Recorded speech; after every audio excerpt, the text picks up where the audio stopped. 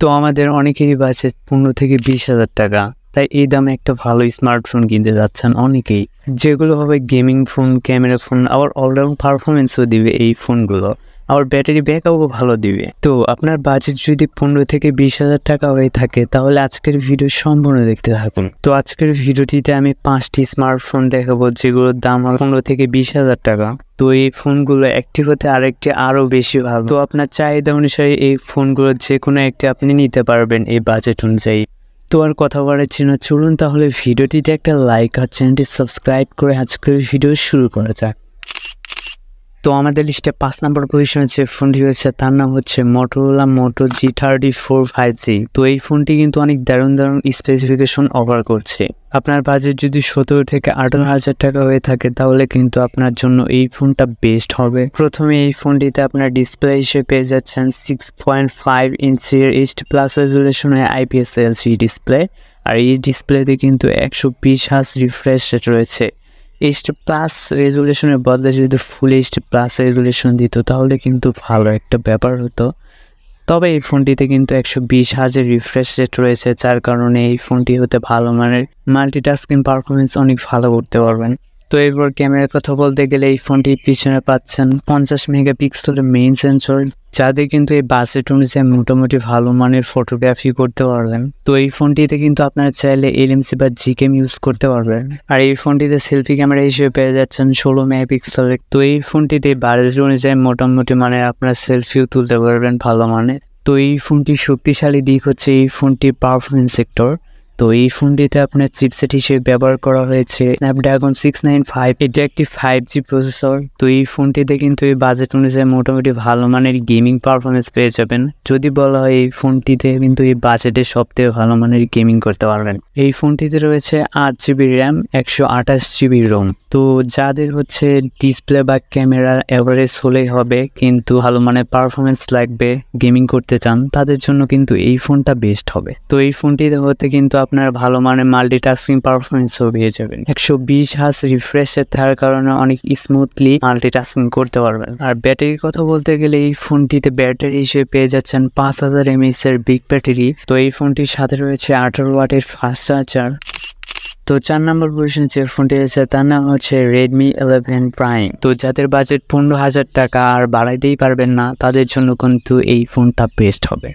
তো এই ফোনটিতে আপনার ডিসপ্লে হিসেবে পেয়ে যাচ্ছেন 6.58 ইঞ্চের ফুল HD+ রেজুলেশনের ডিসপ্লে, আর এই ফোনটি কিন্তু 90 হার্জের রিফ্রেশ রেট রয়েছে। তো 90 হার্জ রিফ্রেশ রেট থাকার কারণে এই ফোনটিতে অন করলে 90 হার্জ রিফ্রেশ রেট, তাহলে কিন্তু এই ফোনটি হতে ভালো মানের স্মুথ পারফরমেন্স পাওয়া যায়, স্মুথলি মাল্টিটাস্কিং করা যায়। ক্যামেরার কথা বলতে গেলে এই ফোনটির পিছনে পাচ্ছেন 3টি ক্যামেরা, যার মেইন সেন্সর হচ্ছে 50 মেগাপিক্সেল, আর 2 মেগাপিক্সেলের ডেপথ সেন্সর, 2 মেগাপিক্সেলের ম্যাক্রো সেন্সর রয়েছে, যেগুলো দুধভাত আর কি।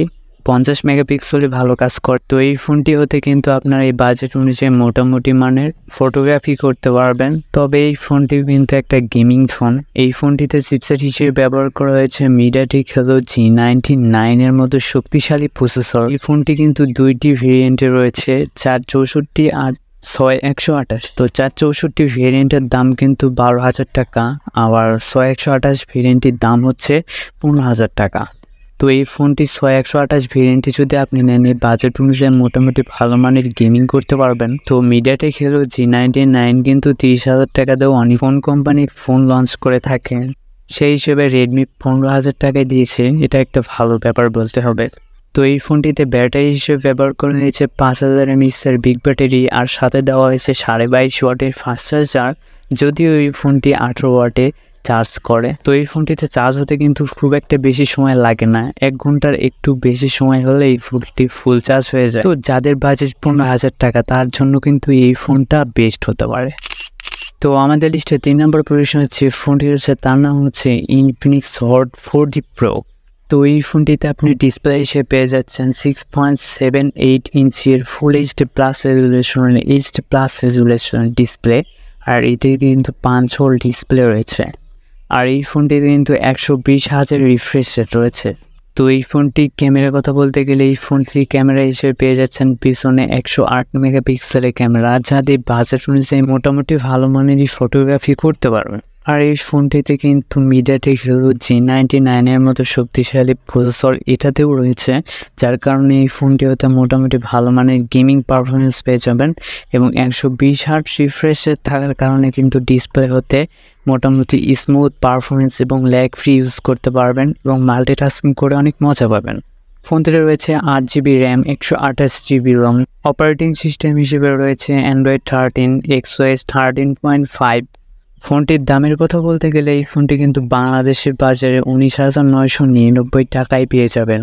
আর ব্যাটারির কথাও যদি বলা হয়, এই ফোনটিতে কিন্তু আপনার 5000 mAh বিগ ব্যাটারি পেয়ে যাবেন আর 33 ওয়াটের ফাস্ট চার্জার পেয়ে যাবেন, যাদের কিন্তু অনেক ফাস্ট চার্জ করতে পারবেন। তো এখন যাদের বাজেট 20,000 টাকা, তারা কিন্তু এই ফোনটা অপশনে রাখতে পারেন।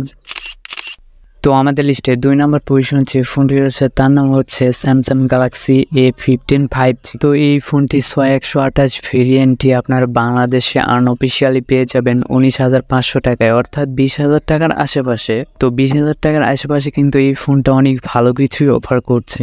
এই ফোনটিতে ডিসপ্লে হিসেবে পেয়ে যাচ্ছেন 6.5 ইঞ্চির ফুল এইচডি প্লাস রেজুলেশনের ডিসপ্লে। ফোনটিতে কিন্তু 90 Hz রিফ্রেশ রেট রয়েছে। খারাপ লাগার মতো বিষয় একটাই, এই ফোনটিতে রয়েছে ইউনস ডিসপ্লে। তো এই সময় এসে এই বিষয়টা অনেকেই মানতে চাইবেন না, তারপর স্যামসাং ব্র্যান্ডের কারণে এই ফোনটি আপনারা নিতে পারেন। তো এবার যদি ক্যামেরার কথা বলা হয়, এই ফোনটির পিছনে পাচ্ছেন 50 মেগাপিক্সেলের ক্যামেরা, যাতে 1080 fps ভিডিও রেকর্ড করতে পারবেন। তো এই ফোনটিতে কিন্তু এই বাজেট অনুযায়ী মোটামুটি মানের ফটোগ্রাফি করতে পারবেন। আর এই ফোনটিতে কিন্তু আল্ট্রা ওয়াইড সেন্সরও রয়েছে। আর যদি বলা এই ফোনটি পারফরমেন্সের কথা, এই ফোনটিতে চিপসেট হিসেবে ব্যবহার করা হয়েছে মিডিয়াটেক হিলো G99 এর মতো শক্তিশালী চিপসেট, এটাতেও ব্যবহার করা হয়েছে। তো 6GB র্যাম, 128GB রম থাকার কারণে বাজেট অনুযায়ী মোটামুটি মানে গেমিং করতে পারবেন আর স্মুথ পারফরমেন্স পেয়ে যাবেন এই ডিসপ্লে হতে। মাল্টিটাস্কিং মোটামুটি ভালো মানেরই করতে পারবেন। তো এই ফোনটিতে ব্যাটারি হিসেবে ব্যবহার করা হয়েছে 5000 mAh বিগ ব্যাটারি, আর এই ফোনটিতে কিন্তু 25 ওয়াটের ফাস্ট চার্জিং সুবিধা রয়েছে। আমাদের লিস্টে 1 নম্বর পজিশন যে ফোনটি রয়েছে তার নাম হচ্ছে মোটোরোলা মোটো G64। তো এই ফোনটি কিন্তু আপনারা 20-22 হাজার টাকার মধ্যে পেয়ে যাবেন। তো এই ফোনটি কিন্তু অনেক ভালো কিছুই অফার করছে, যেমন এই ফোনটিতে আপনার ডিসপ্লে এসে পেয়ে যাচ্ছেন 6.5 ইঞ্চির ফুল এইচডি প্লাস রেজুলেশনের ডিসপ্লে, সাথে কিন্তু 120 Hz রিফ্রেশ রেট রয়েছে। আর ক্যামেরাতে 50 মেগাপিক্সেলের ক্যামেরা পেয়ে যাচ্ছেন, যাতে ওআইএস রয়েছে। আর এই ফোনটিতে কিন্তু চিপসেট হিসেবে ব্যবহার করা হয়েছে মিডিয়াটেক ডায়মেনসিটি 7025 এর মতো শক্তিশালী প্রসেসর। ফোনটিতে রয়েছে 8GB র্যাম, 256GB রম, যার কারণে বাজেট অনুযায়ী মোটামুটি ভালো মানের গেমিং করতে পারবেন এবং ল্যাগ ফ্রি ইউজ করতে পারবেন। ফোনটি ল্যাগ করবে না, হ্যাং করবে না। তো এই ফোনটি হতে ভালো মানের মাল্টিটাস্কিংও করতে পারবেন। তো এই ফোনটিতে কিন্তু 6000 mAh বিগ ব্যাটারি রয়েছে এবং 30 ওয়াটের ফাস্ট চার্জার রয়েছে। 6000 mAh বিগ ব্যাটারি রয়েছে, এটা কিন্তু অনেক ভালো একটা ব্যাপার। আর সাথে রয়েছে 30 ওয়াটের ফাস্ট চার্জার, যাতে কিন্তু 1 ঘন্টার মতো চার্জ দিতে লাগবে। তো অলরাইট গাইস, আজকের ভিডিওটি এ পর্যন্ত। এই ভিডিওটি ভালো লাগলে অবশ্যই একটা লাইক করবেন। তো দেখা হচ্ছে নতুন একটা ভিডিওতে খুবই তাড়াতাড়ি।